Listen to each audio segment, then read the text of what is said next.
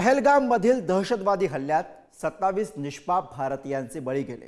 त्यामुळे संतापलेल्या भारतानं पाकिस्तानची कायदेशीर कोंडी केली आहे। तर आता मे महिन्यापासून भारतीय व्यापारी पाकिस्तानची नाकाबंदी करणार आहेत। त्यामुळे पाकिस्ताननं आता मदतीसाठी चीनकडे हात पसरलेत। बघूयात या संदर्भातला हा स्पेशल रिपोर्ट।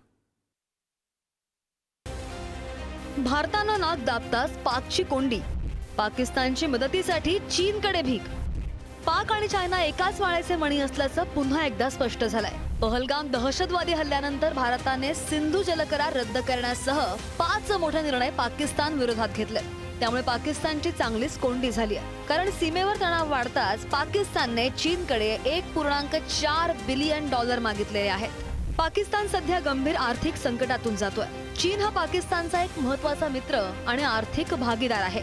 पाकिस्तानने यापूर्वी सुद्धा चीनकडून कर्ज आणि आर्थिक सहाय्य मिळवलंय। सध्याच्या परिस्थितीत बघता पाकिस्तानने चीनकडे $1.4 बिलियन मागितले। चीन पाकिस्तानचा सर्वात मोठा शस्त्र पुरवठादार आहे। चीन संयुक्त राष्ट्र सुरक्षा परिषद आणि इतर आंतरराष्ट्रीय मंचावर पाकिस्तानला पाठिंबा देत आलाय। चीन पाकिस्तान आर्थिक कॉरिडॉर अर्थात CPEC द्वारे दोनही देशांमधील आर्थिक सहकार्य वाढवत आहे। पाकिस्ताननं चीनला मदत मागितलेली आहे, कारण आज घडीला आंतरराष्ट्रीय स्तरावर चीनच पाकिस्तानचा एकुलता एक मित्र राहिलेला आहे। आणि दुसरी सगळ्यात महत्त्वाची गोष्ट म्हणजे सामरिक शक्तीच्या अनुसार वेगवेगळ्या प्रकारची उपकरणं, लेटेस्ट इक्विपमेंट्स आणि त्याहून महत्त्वाचं JF-17 सारखे फायटर जेट्स त्या ठिकाणी असेल। त्याहून महत्त्वाचं इंटेलिजन्सशी संबंधित वेगवेगळ्या प्रकारचे सर्व्हिलन्स इक्विपमेंट्स आणि भारताशी जर मुकाबला करायचा असेल तर अत्याधुनिक ड्रोन्स, या सगळ्यांची गरज जी आहे पाकिस्तानला पडणार आहे। आणि त्याच अनुषंगानं चीनकडे तो मदतीची याचना त्या ठिकाणी करतोय। एकीकडे भारताने पाकिस्तान सोबतचा सिंधू जलकरार रद्द केलाय, तर दुसरीकडे 1 मे पासून भारतीय व्यापारी पाकिस्तानची नाकाबंदी करणार आहेत। पाकिस्तान सोबतचे सर्व व्यापार त्वरित थांबवण्याचा ठराव व्यापाऱ्यांच्या शिखर संघटनेमध्ये संमत करण्यात आला। कन्फेडरेशन ऑफ ऑल इंडिया ट्रेडर्सच्या या बैठकीला 26 राज्यांमधील 200 व्यापारी बैठकीला उपस्थित होते। 25-26 अप्रैल को भुवनेश्वर में राष्ट्रीय अधिवेशन हुआ। पूरे देश के हर राज्यों के व्यापारी नेता वहाँ जमा थे और सभी में आक्रोश बहुत था। ईंट का जवाब पत्थर से देना आवश्यक है। हम लोगों ने बहुत झेल लिया और ये सब आतंकवाद के कारण हमारा व्यापार को बहुत नुकसान होता है। इसलिए हमने तय किया इस पार उस पार की लड़ाई इनके साथ व्यवहार नहीं करेंगे। इनकी अर्थव्यवस्था की कमर तोड़ के और फिर उनको लाइन पे लाएंगे। इसलिए हमने ये निर्णय लिया कि नहीं, अब पाकिस्तान से कोई व्यापार नहीं होगा और वो अपना देखे।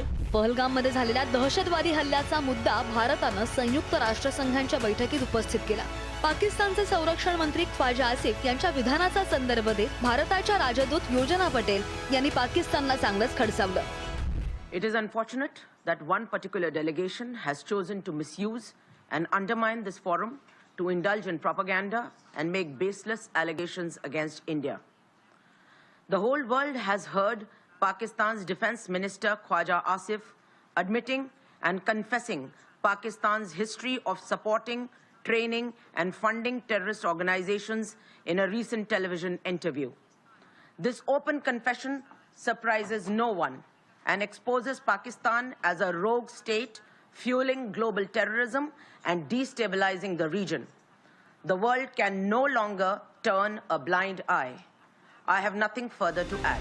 पहलगाममध्ये झालेल्या हल्ल्यानंतर भारताची 3ही सैन्य दलं पाकिस्तान विरोधात लढण्यासाठी सज्ज झाली आहे। नौदलानंतर भारतीय लष्कराने देखील युद्ध सराव सुरू केलाय। भारतीय लष्कर आणि सशस्त्र पोलीस दलाच्या संयुक्त सरावाचे फोटो शेअर केले। दरम्यान पहलगाम हल्ल्यासंदर्भात सुरक्षा विषयक समितीची दुसरी बैठक उद्या पार पडणार आहे। पंतप्रधान नरेंद्र मोदी यांच्या अध्यक्षतेखाली या बैठकीत मोठा निर्णय होणार असं सुद्धा बोललं जात आहे। ब्युरो रिपोर्ट, पुढारी न्यूज।